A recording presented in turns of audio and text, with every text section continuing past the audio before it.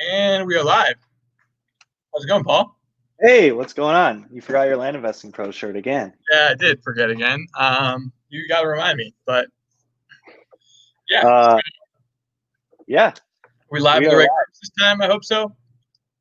We certainly are. We'll wait All for right, some awesome. people to start trickling in. Sounds Tonight's good. gonna be a fun one. We are talking about the worst deals. I would put worst deal, but worst deals we've ever made.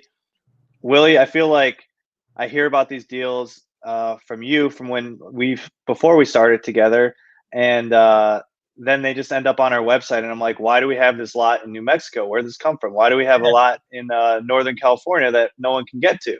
Mm-hmm. So we're gonna dive deep into that tonight. It's gonna be super fun, and this is a time and space for us to be open and honest and talking about all the things that went wrong and didn't go right. And so, for those of you that are listening, that are on the call or the Facebook Live, listening to the podcast, please add in the comments of the worst deals that you did. And we can talk about it. And then, the good thing about failing is that there's always a learning lesson. So if you screw something up, you're going to learn something about it. I always look at it like, okay, I screwed up, but I learned a lot. And you get your education through failure. So I'd rather go out and fail hard than not try it at all. That's my philosophy.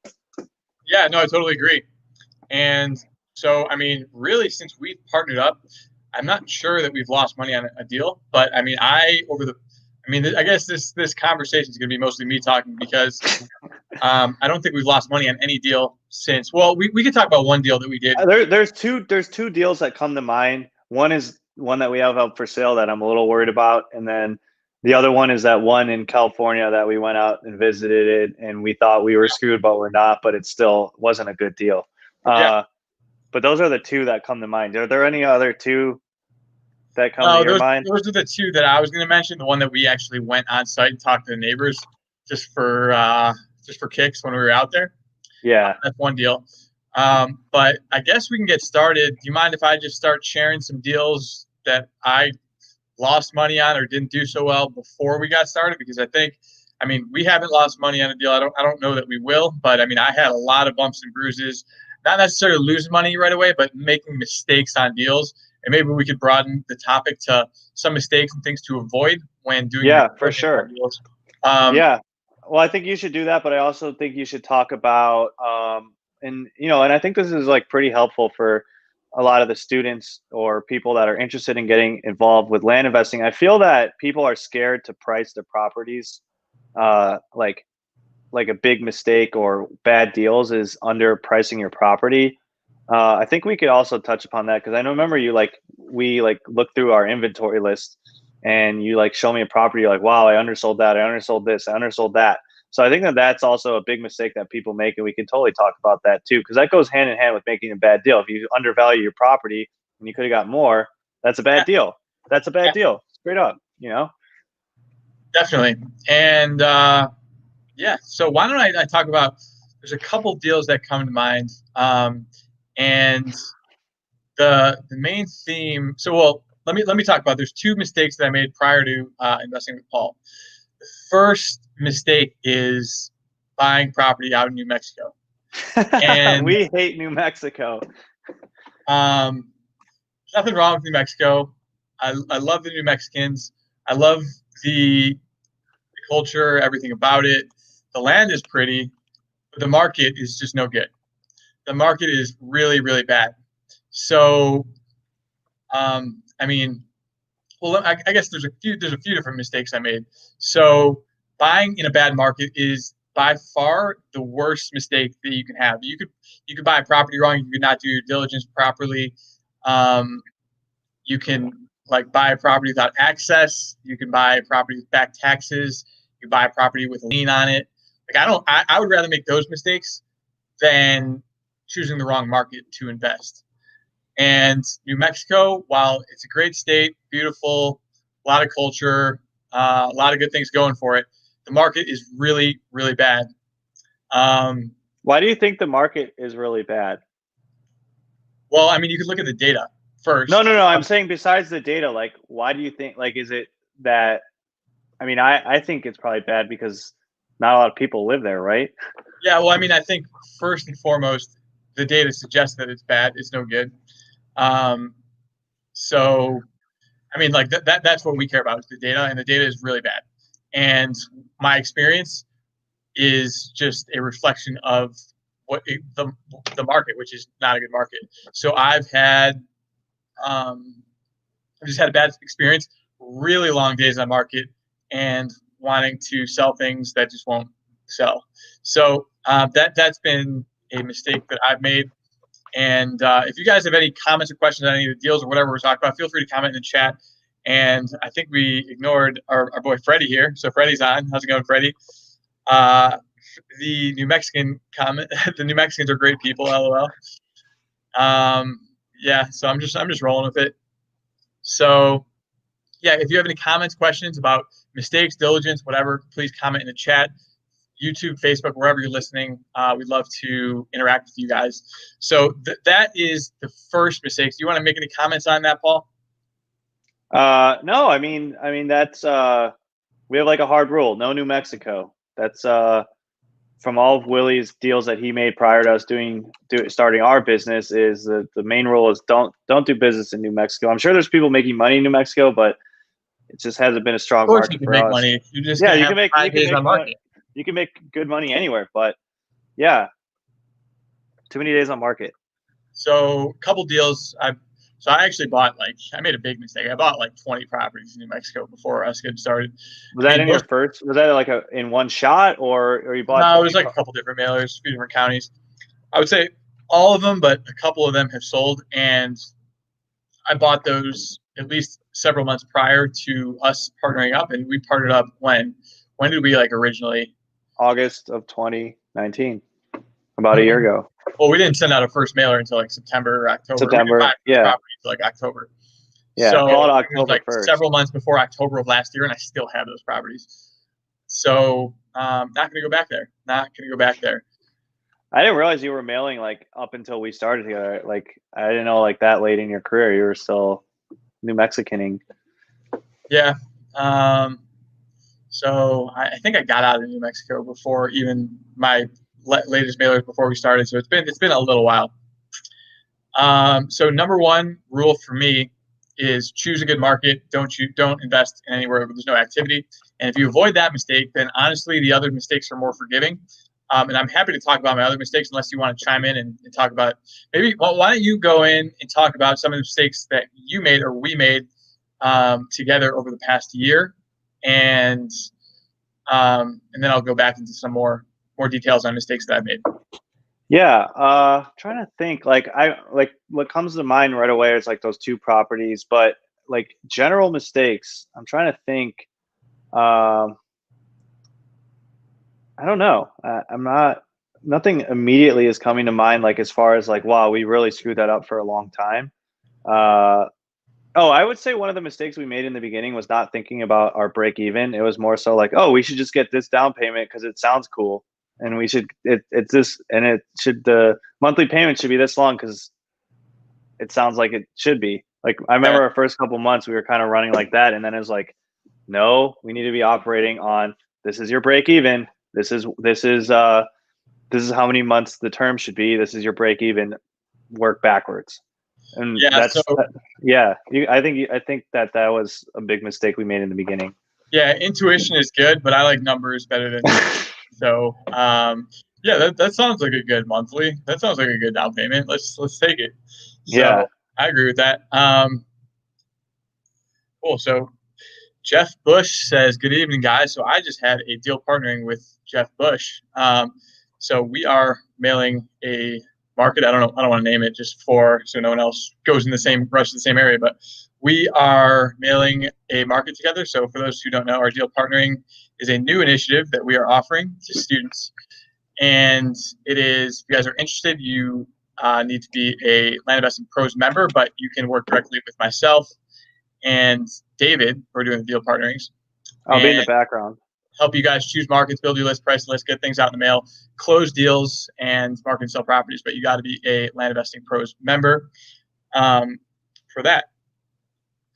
Robin Lilly says, "Hey, I'm one New Mexican. I think it's independent of the area. Dependent. Oh, dependent on the area. Really, what have you No, it's done in definitely dependent on the Lunenburg? area. I would love to do a screen share, but I think that'll bore people.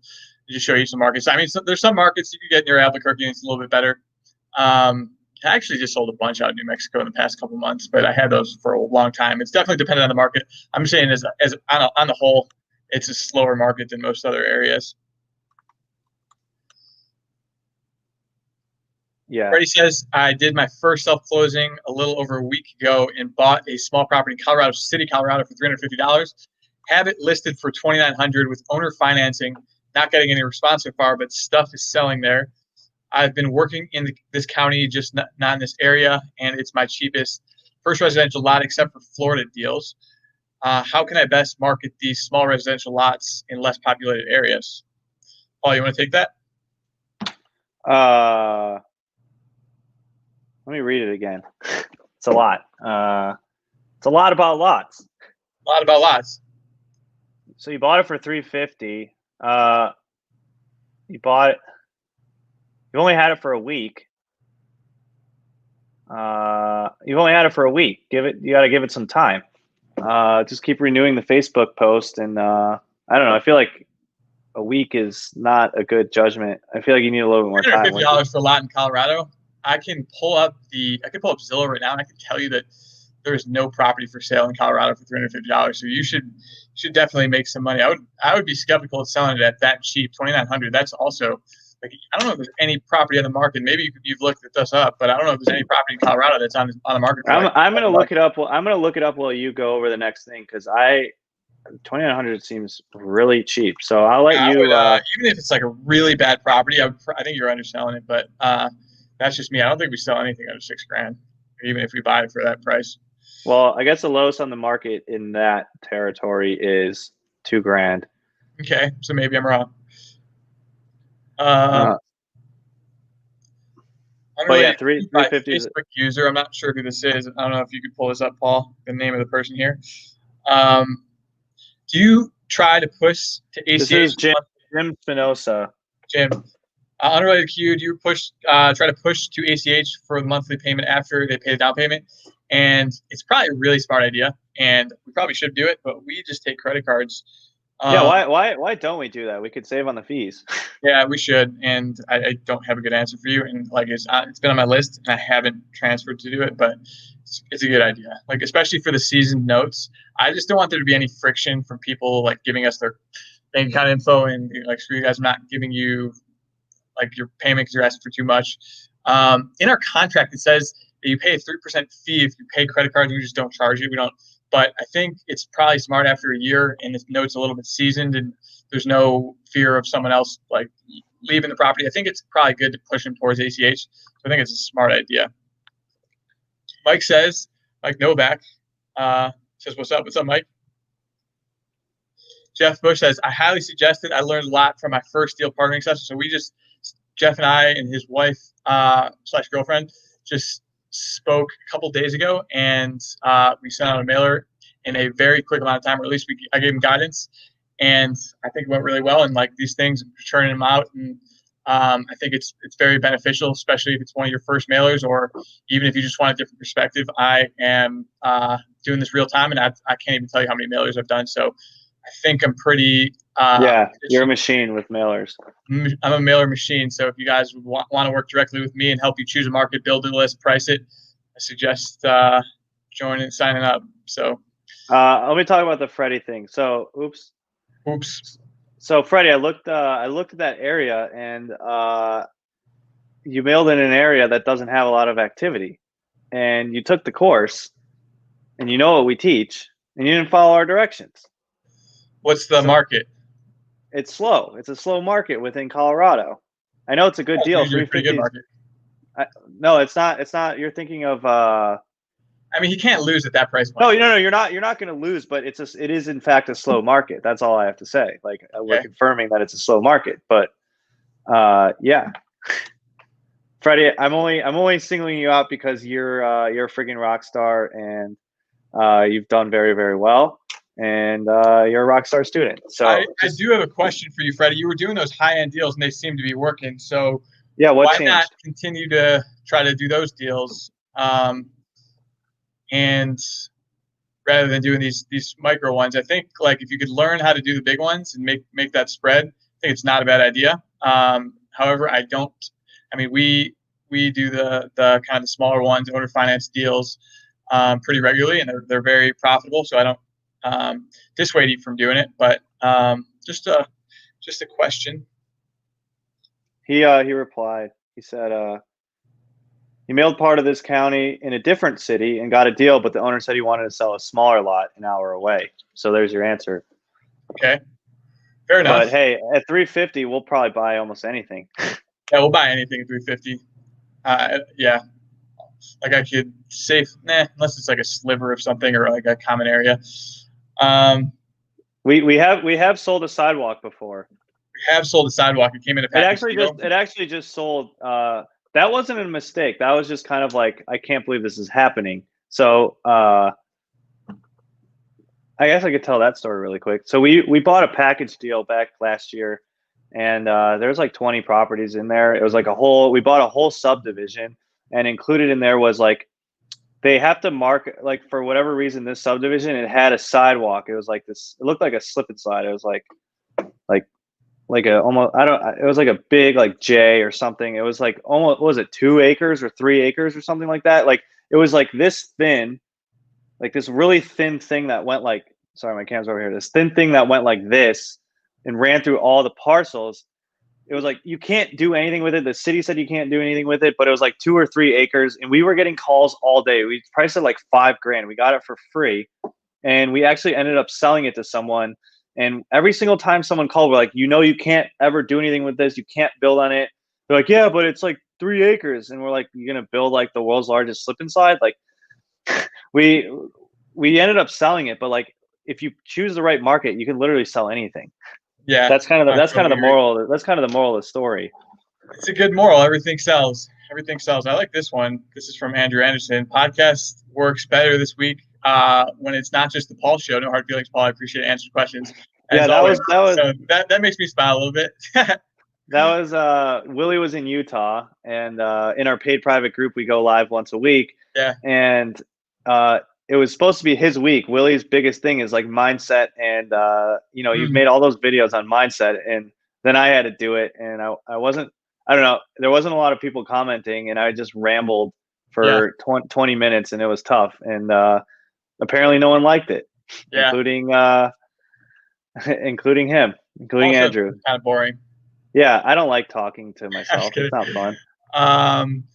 Robin says, Jeff Bush, thanks for considering. So talking about deal partnering, and Robin, reach out. Yeah, reach out if you're curious, want to talk. I just want to mention the deal partnering. Like, I think Jeff and I mean, we sent out a mailer, and it's going to should go well. If it doesn't, for whatever reason, go sideways, we will remail, and it shouldn't go sideways. We sent out enough mail to where, like, I'm very confident in saying that there should be deals. If for whatever reason the mailer goes south, we'll mail again, we'll buy deals, and we're going to make money together. So I think the deal partnering is a really good idea. For those that want to pick my brain, I've done this, I can't even tell you, over 100 mailers I've sent, probably a couple hundred. I honestly don't know. I don't even have really a gauge, but I just rep these things out, rep them out. And so I can help you in a very quick amount of time, get a mailer in place in a good market, and help you out with big things.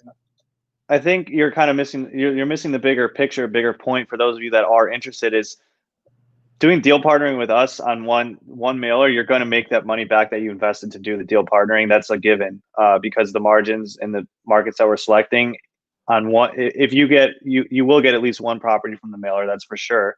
But just from that one property, you'll make the profit of what the program costs. So I just want to kind of add that in there. I think that's a really important point that. You didn't bring up, because the deal, we're not going to let you make a bad deal because we're overseeing the deals that you make, and it'll pay for itself. Yeah, for sure. Reviewing every deal. So there's like, we're not going to let you make a bad deal.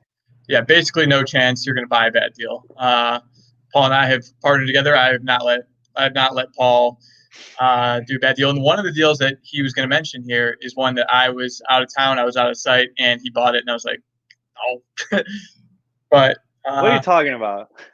That Nevada one in Nevada, like 20-something thousand purchase. Oh, that wasn't my fault. That was Larry's. Larry did that. Yeah, well, We'll get to that, but we were doing an auction, a tax auction, and I wanted to spend my cap was like 12 grand, and my dad's like, "Oh, I'm gonna bid this guy up," because my dad helps us. He's been involved in the business because he loves real estate, so he helps us buy loves properties sometimes. auctions in particular. He loves auctions. And he's like, I'm like, all right, my cap is 12. All right, 14. We like capped it at 14 grand. And then he's like, there was a guy in a bidding war with us, and he's like, I'm just gonna bid this guy up. Let's just have a little fun here. We ended up he ended up bidding it up to 25 grand, and we got stuck with the property. Yeah, it's probably not the best idea. That was one of the two properties that come to mind where we're like, this is risky. That was a little risky, but no, sometimes stuff happens. Okay. So let's see. Jacob says, how did you hire your title abstract and closing coordinator? So we've got a couple people in house. We've got 2 people out here in Chicago with us, and they've had transactional experience in the past. Andrew worked at a title company before. Did Chris work at a title company? I can't remember. No, not specifically a title company, but he helped with title-esque things. Yeah, You don't like necessarily. I mean, you can go on LinkedIn and you can get the premium and poach people that work at large title companies. There's a lot of people out of work right now. It's really, I mean, you could train someone to do this. It's not that. I mean, there's definitely skill and art to it, but you can train someone to do this job. And you just need someone that's very keen and able to, like, really good at attention to detail. That's really what a lot of it is, and extremely organized. Find someone with good attention to detail, they'll get the experience. So find someone with good attention to detail. It doesn't necessarily need to be. I mean, it helps to have a title background, but not necessary. Just train them the process, show them the videos, show them the good. I mean, you got to train them a little bit, but yeah. Creating deeds are not that hard, and once you get some experience, like understanding what a title is, chain of title, and that kind of thing is not so bad. But back to the topic. Here's a question from Micah. He says, Willie, can you share the details on the California deal, issues associated with it, the one where you met the neighbor? So, Paul, you want to talk about this? This is one where we actually went out to the property, and I could count the number of properties I've been to of mine on one hand, and this is one of them, just because we were out there for whatever reason, and we just drove it. We were like, why don't we go check out a property? Like, sure. Yeah, so this property, we sent out a mailer, and it was like in-town mailer. We priced it super low. We're like, if we get one bite on this is a deal of a lifetime. I remember we said that. We're like, if we get one lot, and we sent this mailer out, we way underpriced it. We screwed up the whole thing, and we had one person reply to the mailer, yes. Wasn't it one person? I think there was, yeah, probably. I mean, there's one deal that we bought from that mailer, I think. It was like very little response. Anyways, the deal came in. It was like $16,000 was the purchase price, and we're like, wow, this is awesome. I don't remember what did we value the land at? What did we think we could sell it for? Like 40, 50?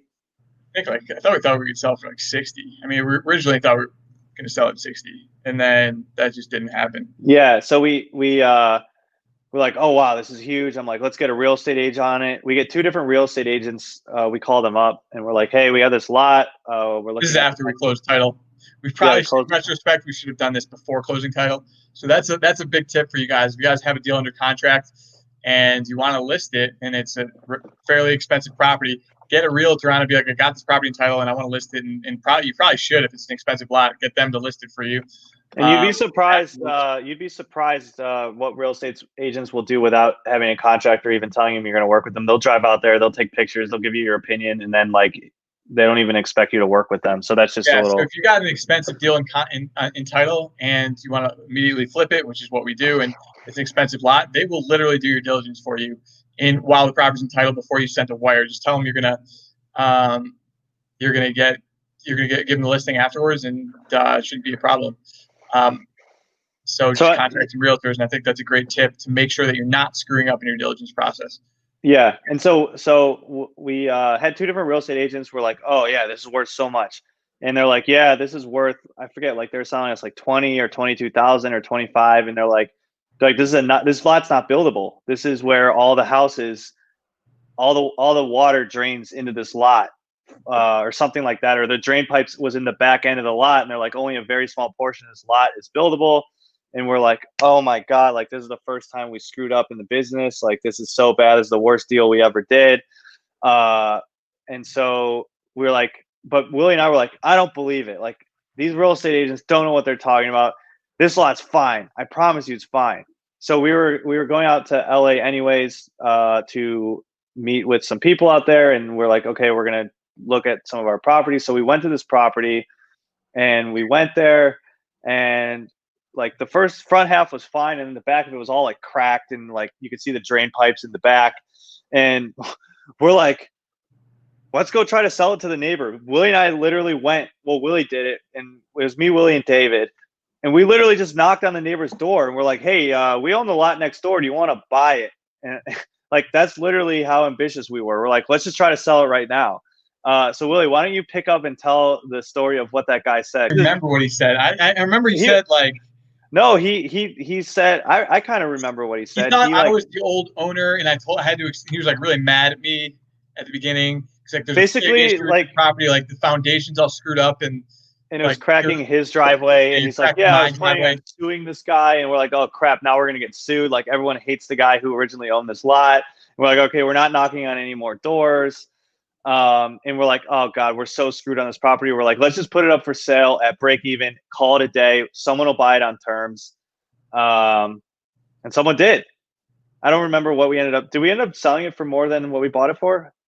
Yeah, I mean, I think we sold it for like 25 in terms. You were like fearful that it wasn't going to sell. Like I've had enough experience doing this at that point where, I mean, literally everything sells, and someone will figure out how to build on it. Someone will figure out how to do whatever entitled.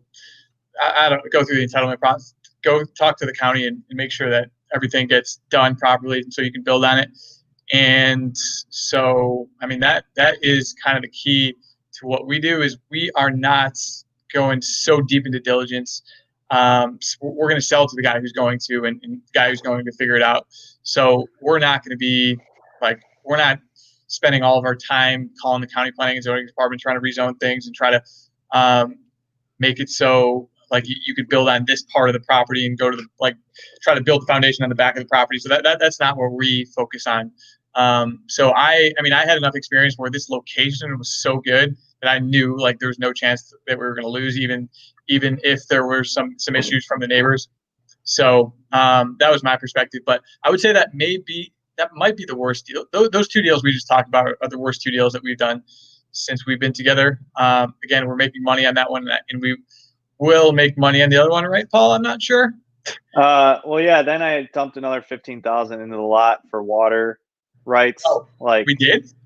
Yeah. I didn't know that. Yeah. I thought we bailed on that plan.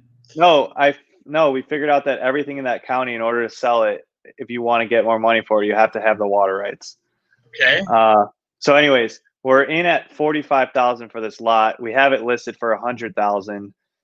It's only been a couple weeks, so I'm not too worried about it. There's a lot of margin in there. What's the issue? Oh, I'm just a little worried about it. I don't know that's a bad deal. I'm just worried about it. Oh, all right. So not necessarily a bad deal. You made me think it was way worse than it is. No, we have it in the market for 100, which is within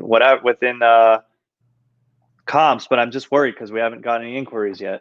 Okay. This is something that a real estate agent has. So I'd say we've made one legit deal.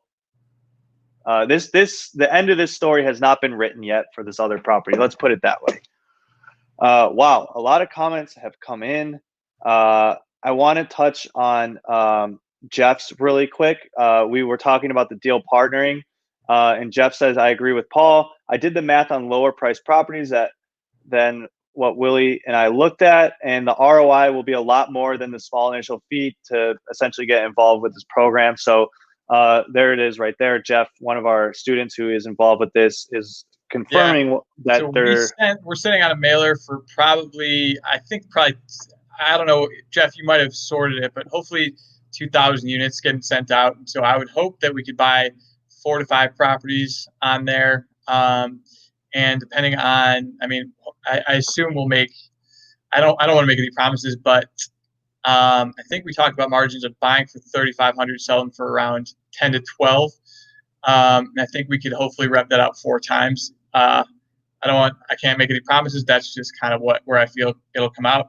If for whatever reason property shakes out to less, and to be honest, even Jeff, we will absolutely, like, if more leads come through, which they absolutely might, because I know the area that we mailed, and we are pricing it more like granularly than like people who are just blasting the whole area.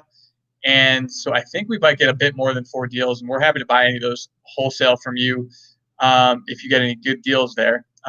So we can talk about that. But I mean, look, we've done this enough times to where like we should be doing pretty well in these.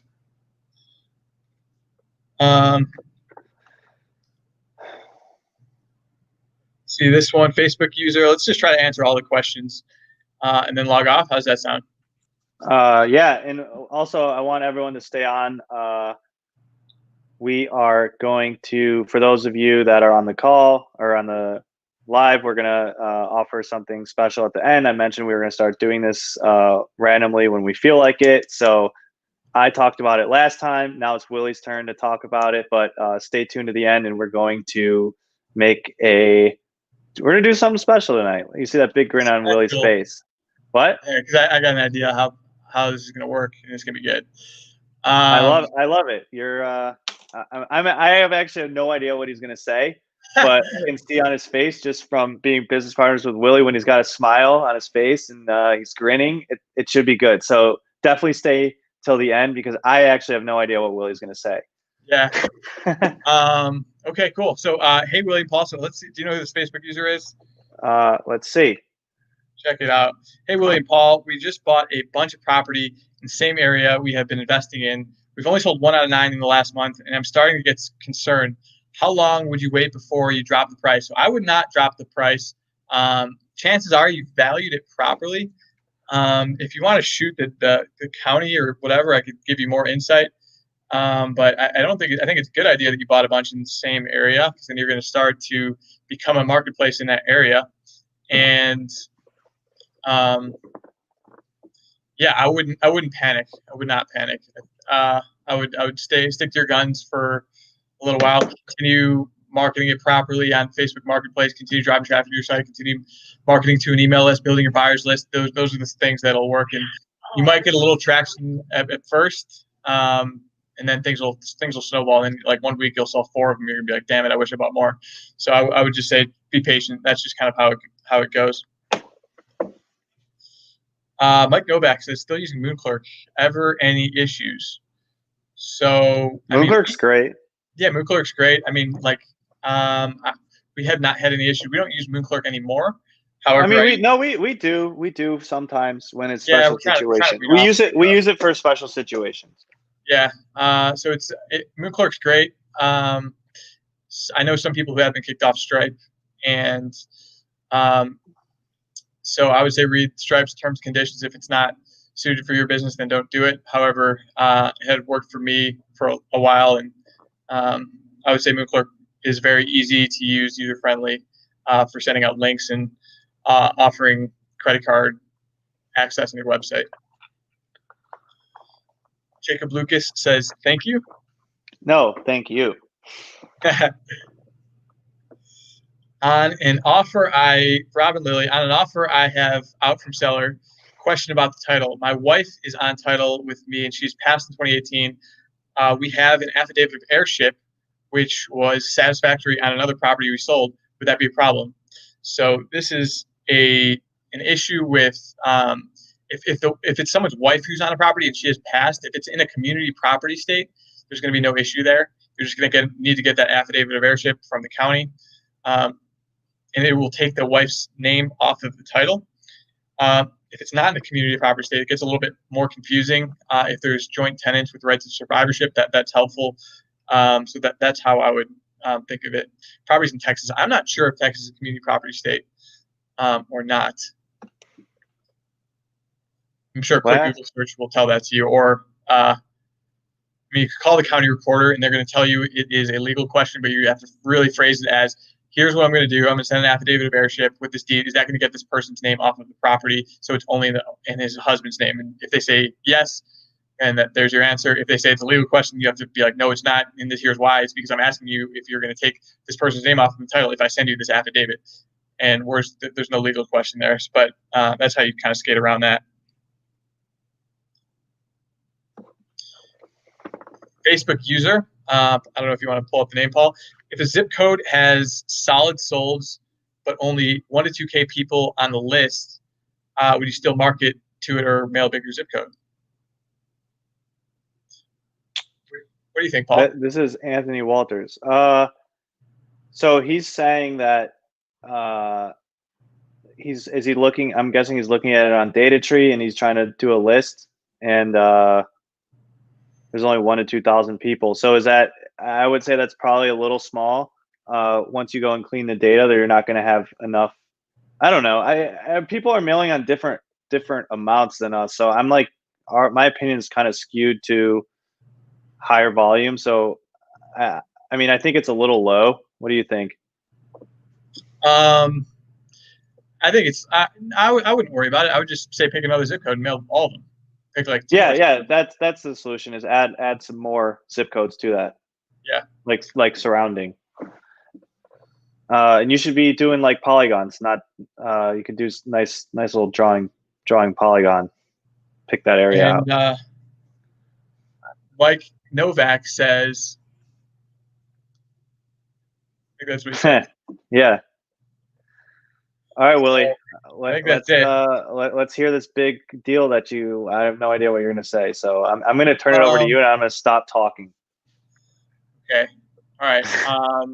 So the deal for today is, and we've done this once in the past, but we're going to offer our course, Land Investing Pros, and you guys can pick like from detailed step-by-step how to choose counties, build lists, price lists, get everything out in the mail, close deals, market deals, how we do, especially choosing markets and marketing properties. A lot of people on the call today are current students, and so they can attest to how awesome it is.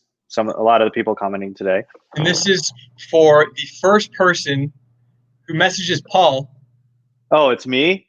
Yeah, that was what I was going to do. Messages Paul at landinvestingpros.com. Or Facebook. Facebook Messenger. Or Facebook Messenger. The first person will get $300 off the course and make it $997. So message Paul at landinvestingpros.com if you're interested. Or Facebook. Or message Paul on Facebook. Right, so our deal partnering, if you're interested in the deal partnering and you want to get started in the land business, we offer it for $3,500, and that's only for students. Only for students. So you have to have bought the course before. But if you want to get started and you're not a student and you want to do deal partnering, we will offer deal partnering and the course today only. You could email me at Willie at Land Investing Pros if you're interested in the deal partnering, and we will offer the course and deal partnering for a total of $4,000. So you save basically $800. That's $500. That's $500 for the course. Wow, love this feedback. Good course. It's worth it. Great deal on the course. Worth the money. Thanks, guys. We really appreciate that feedback. We priced our course at like pretty much the bottom, and like we are providing a ton of value. We have a lot more value. In my opinion, I've gone through a ton of courses, and I really strongly feel that we provide a lot of value, and our strategy, in my opinion, is on another level. So I mean, I've gone through a bunch, and I just think that we provide a lot of value and are doing it the right way. So if you are interested, please message Paul. And if you're interested in deal partnering as well, message me at Willie at landinvestingpros.com. So that is all. It's the first person for both the deal partnering and first person for the course. So 2 offers, and that's it. That is it. Mike Novak, course gave me confidence. I love it. He said, get. I love it. Thank you, Mike. Appreciate the feedback. So that's all I have. You could also message me on Facebook, but that's all I have. Anything else from you, Paul? That is about it. Yeah, today was great. We'll be here same time, same place next week. And Jeff says, go with the deal partnering and the course. You will get your money back. And I think there is no doubt you'll get your money back if you don't give up. And if you don't give up, then you will certainly make money. And I don't think that's controversial. I think that's a fact. Freddie says it's an investment, not an expense. And I would agree with that. Hell well. yeah. I love our students are giving us great feedback here. This is great. I'm loving this. This is great. Facebook user, you want to pull this name, Paul? Bought your course on July 4th, but didn't have time to start. Starting to go over it at the end of the week. Have read the best about you both. Thank you, Facebook user. Paul, if you want to pull up the name, it would be. Bought your course. That's John. I'm not going to try to butcher your last name, John Saratoropoulos. It's okay. I have must be Greek. Sounds Greek. Andrew Anderson says, right, Freddie, if people don't understand it, they don't get it. I agree. When I first got started, I thought that I could just power through things. But as I've gone through years and years of doing this business, becoming an entrepreneur, I've found that information is the most important thing that you could possibly have. And I mean, that's the reason there are billionaires who don't work very much. And there's a reason that there are people who work 80-hour weeks and they make 60 grand a year or whatever. So it's because those people at the top, they have all the information, they have know-how, and we buy courses all the time on different subjects. Yeah, no, we buy courses, we buy consulting, we buy a ton of consulting, we buy courses on whatever we deem valuable. We invest in ourselves all the time. Yeah, we actually did consulting. We actually paid someone this morning to teach us some stuff. We've such an awesome couple months. We've paid a lot in consulting and that kind of thing. Just learning new things every day. I thought it was 980. I'm not sure what that is in relation to. Greek. Yep. Got that right. In NYC. New York City. Nice. Okay. All right. So that's it for me, Paul. Catchphrase. Go land some deals. Someone said that last time, and I kind of like it. Yeah. Go out there and go land some deals. We'll see you same time. Go land some deals. Same time, same place. And for those of you that are current members of our Land Flipping Formula paid group, we need to get a cool name like the best. So I will be live in the paid group on Thursday. So I will see paid members this Thursday. 3 p.m. Central Time. 3 p.m. Central. Answer any of your questions. So come live, and looking forward to talking with you guys. All right. We'll see you all next week. Thanks.